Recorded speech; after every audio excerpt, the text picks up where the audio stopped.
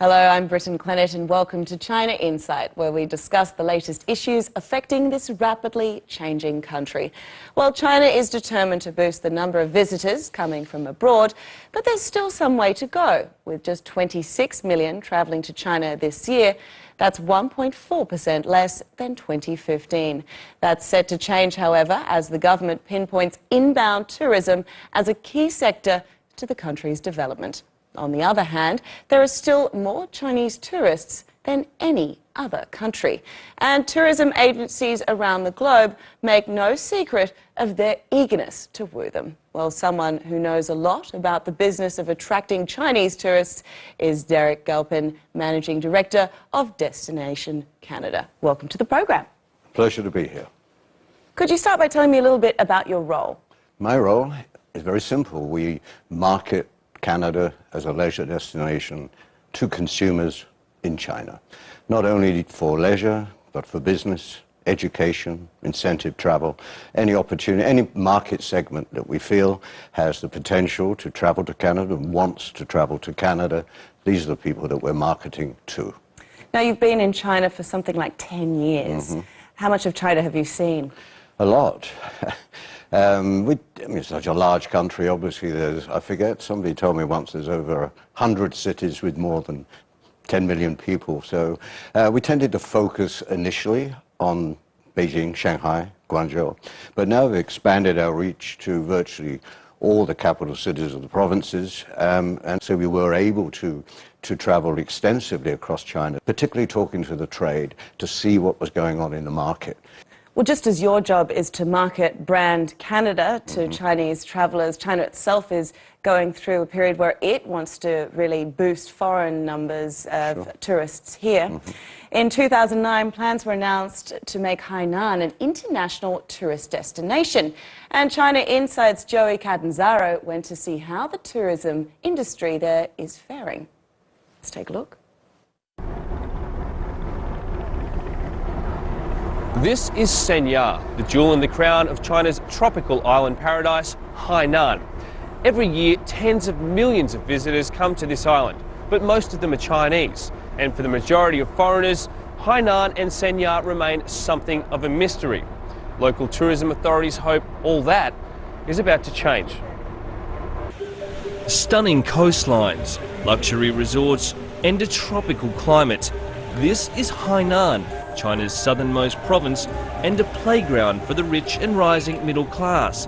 A staggering 50 million tourists come here every year, but there's trouble in paradise. Foreign faces are few and far between at a time when China is banking on a wave of inbound tourism dollars as one solution for making the country less reliant on manufacturing. Tell us in your own words why people should come to Sanya for a holiday. 这里这个处于北纬18度，与美国夏威夷同在一个纬度上。当年美国夏威夷的一个州长来三亚考察时曾经说过，三亚呢不是夏威夷，胜似夏威夷。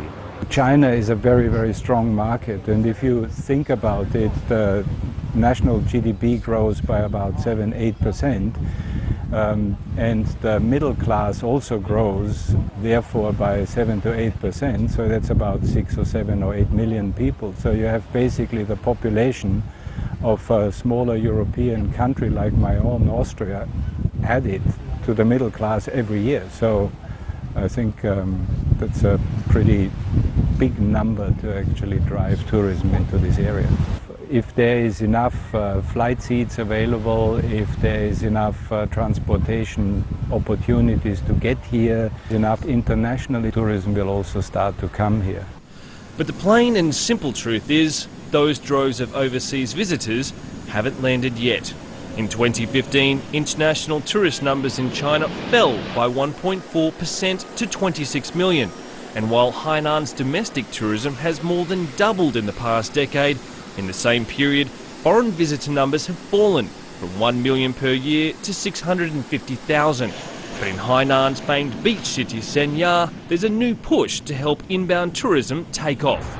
The better part of the more than 15 million visitors that travel to Sanya every year come through this local airport, which between 2014 and 2015 went from the 19th busiest to the 18th busiest in all of China. Local authorities are pumping millions into subsidising airlines in the hopes of opening more international routes, which in turn, they hope, will encourage more international tourism.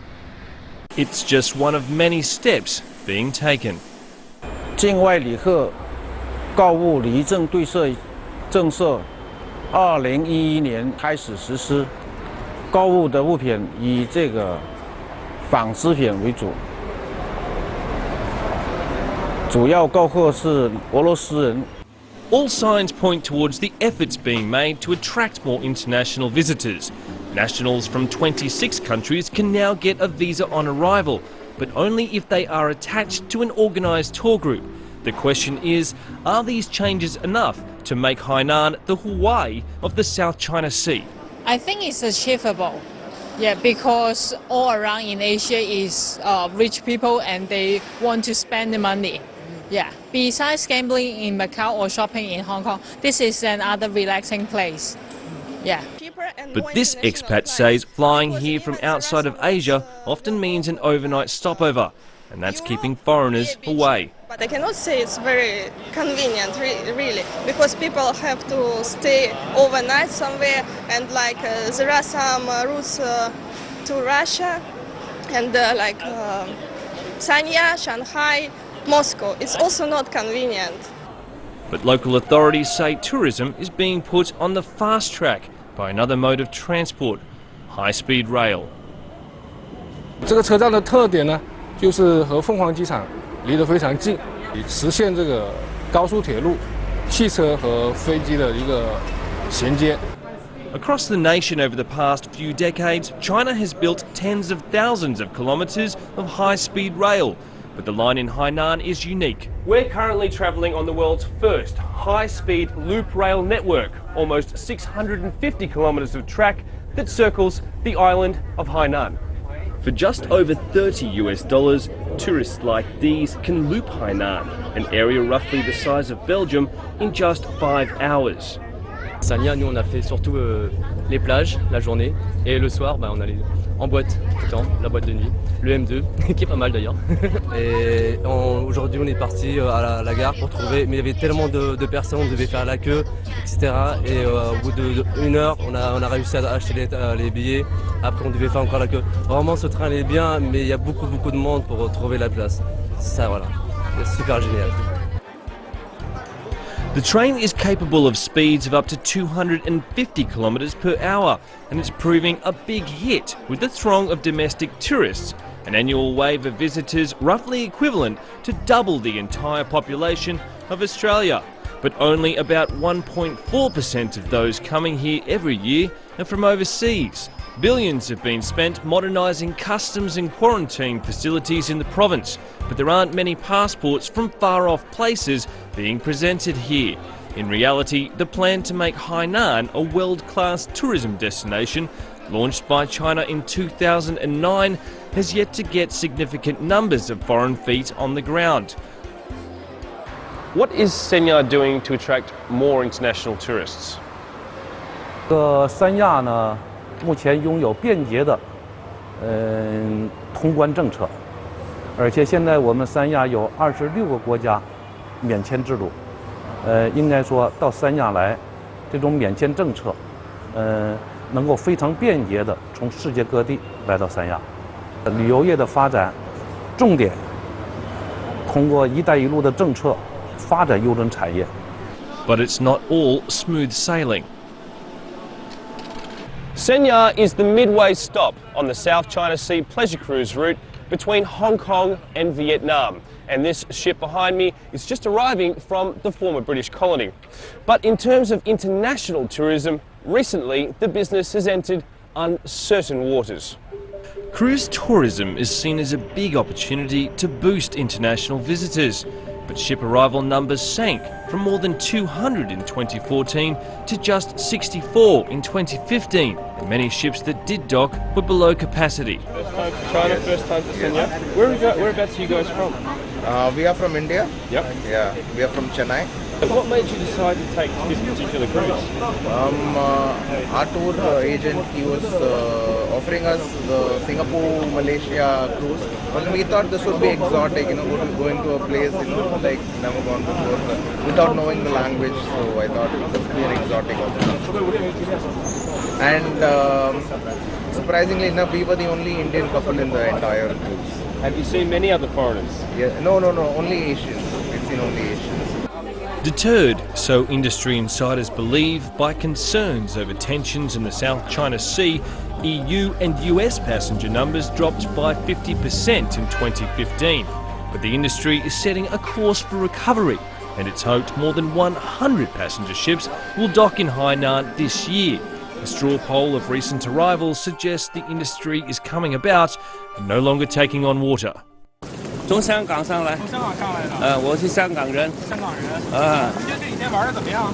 在船上。船上设备还可以的。我是第3次坐这个邮轮了。My parents and my children, I come with them. Yeah, very interesting and very comfortable. We have a capacity of 2,300 passengers. In this moment we have all Chinese guests. They love a lot to eat a different style. We have the suggestion about the food, that we have food Asian style and food Italian style.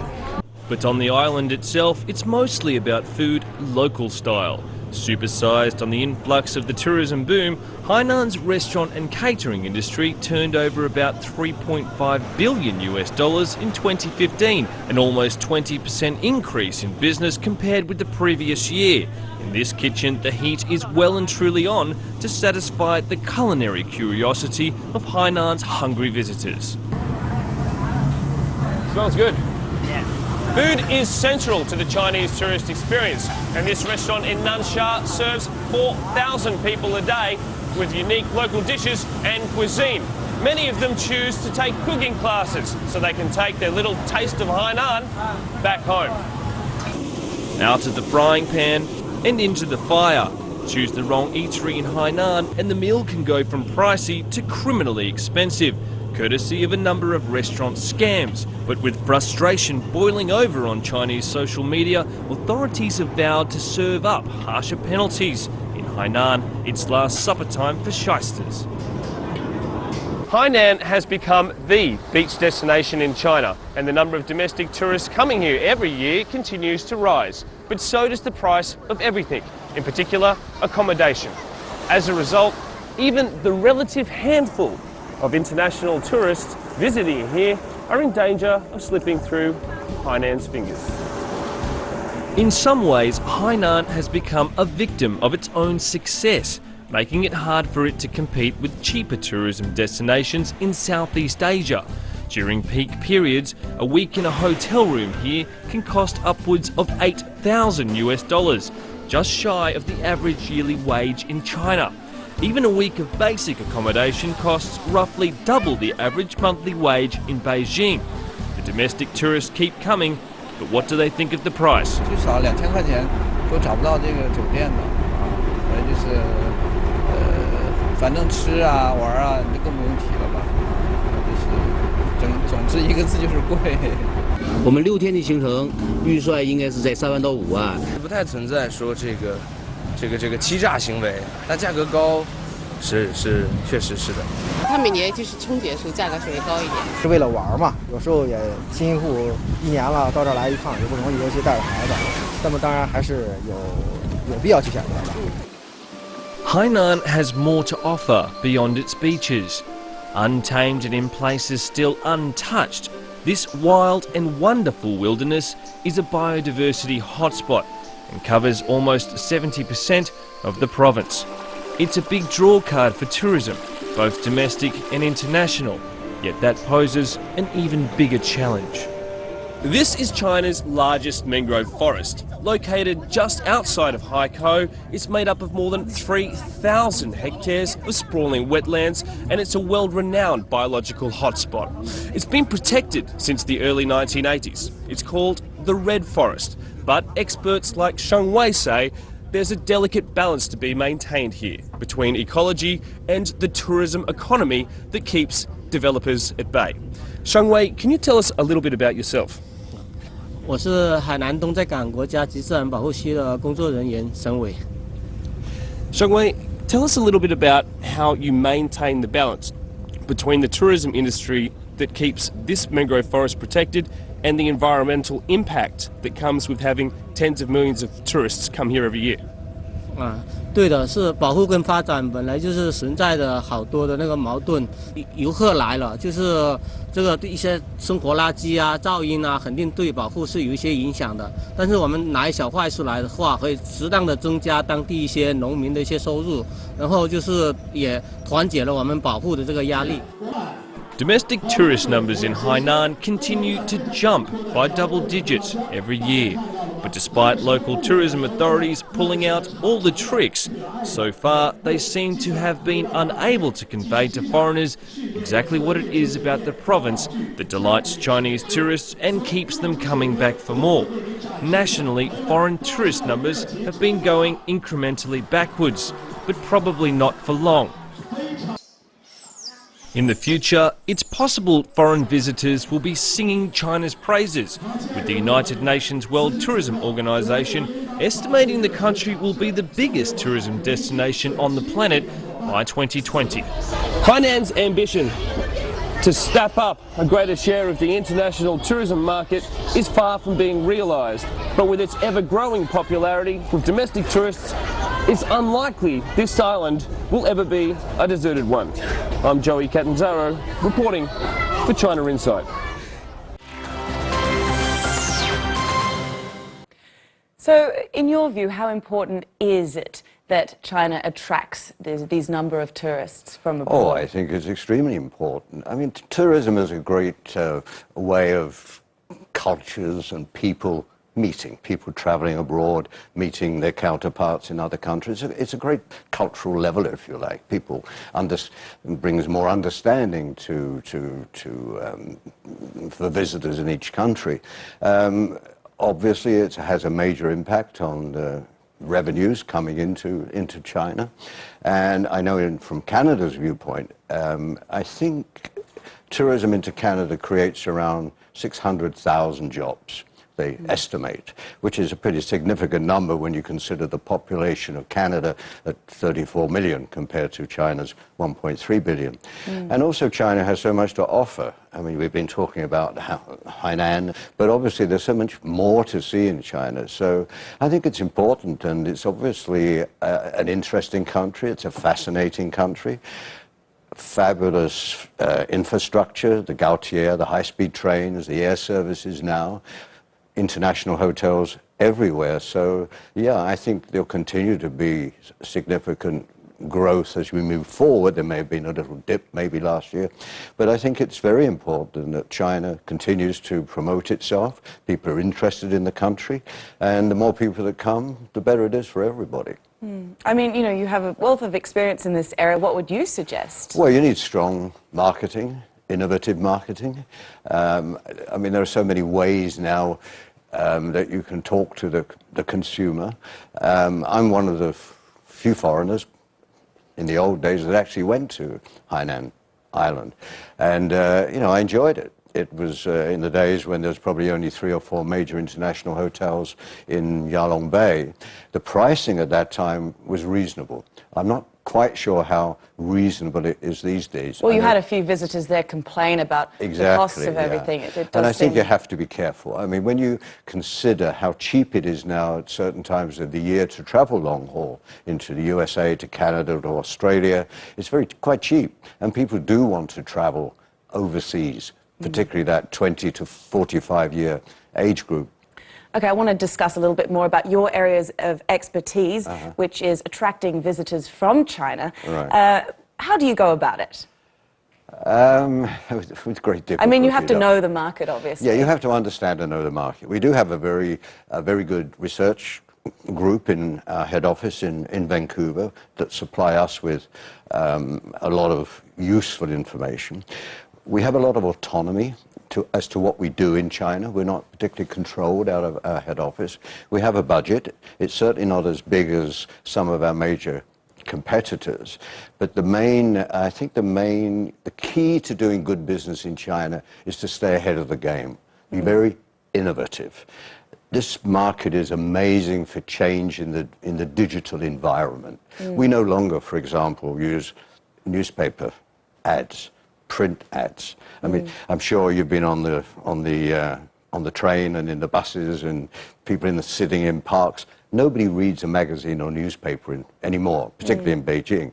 So all our marketing efforts now are very much digital, online videos, dealing with the major video streaming channels and creating our own video stories, our own video experiences to keep that interest of the consumer about Canada. When you talk about video experiences, what do you mean? Running competitions through WeChat? No. We have a new weekly video on 5 video streaming channels. It's iQIYI, Sina, Sohu, Tencent, and Youku. And we promote quite heavily.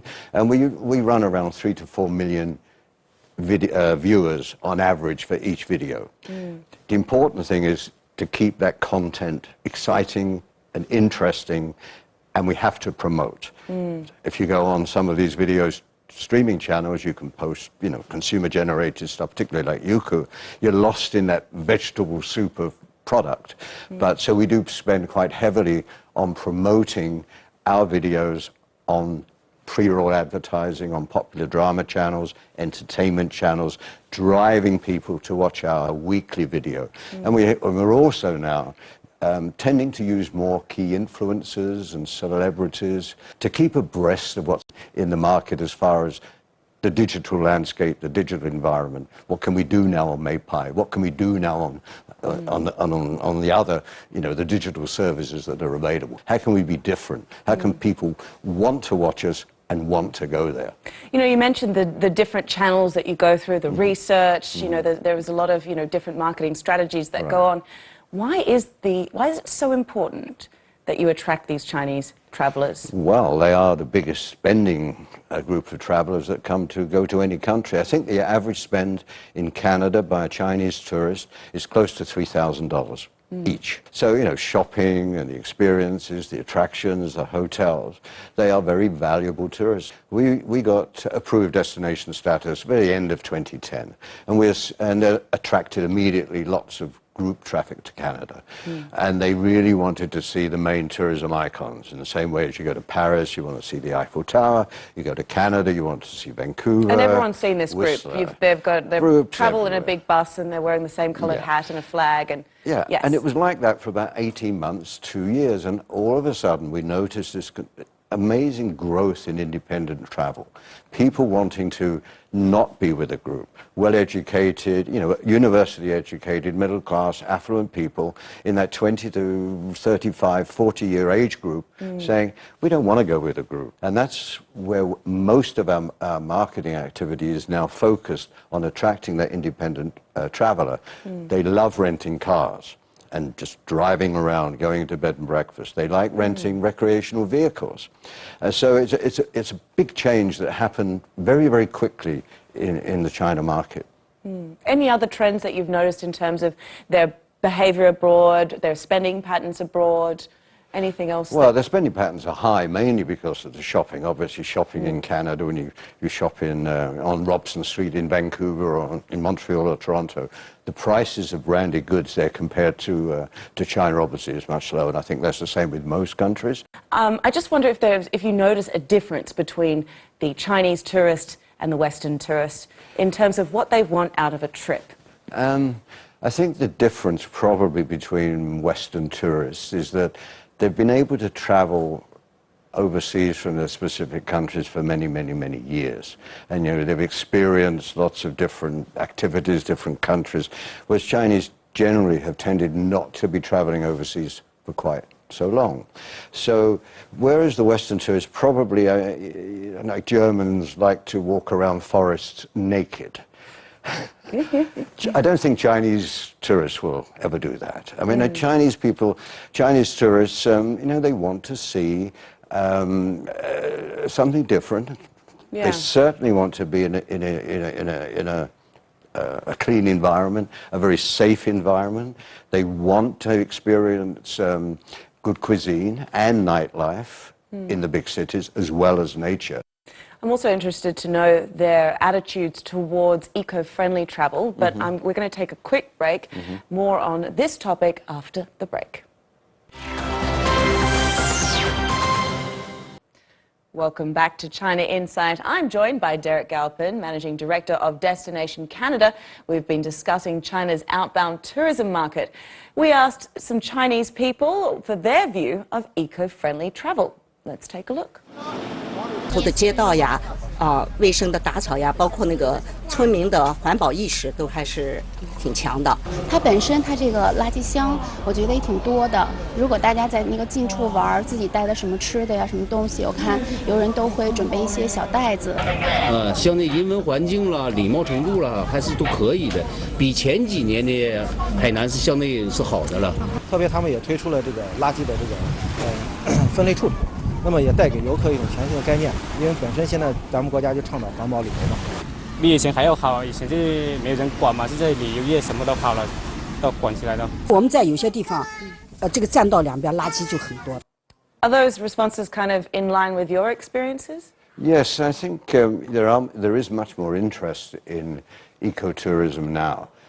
Even like serious, talking here about emptying rubbish bins. I'm talking about, agencies now that do actually specialize in eco-tours. So yes, we do see that as one of the driving forces, one of the decisions that people make when they choose a destination. They want to feel safe, but they want to go into an environment that probably is different from what they've seen maybe in other countries or even domestically. So yes, we do encourage and we do support with marketing dollars, travel agencies in particular that do have a strong eco-tourism series of itineraries. Okay, so how do you kind of nurture that kind of, consciousness of being eco-friendly to care about the environment? Well, I think that's probably something also needs to be driven domestically here in China. I mean, the segment we saw just now was talking specifically about China in Hainan. So I think people, there is an understanding that that you need clean air, you need clean streets, you need an environment where you feel comfortable and friendly. An interesting sector to watch. Thank you very much for coming on the show. Thank you for having me. If you have any comments or questions, please email us at chinainsight@cctv.com, or you can find us on Facebook, Weibo and WeChat. And we'll see you next time for more stories and discussion on China out of China. Goodbye.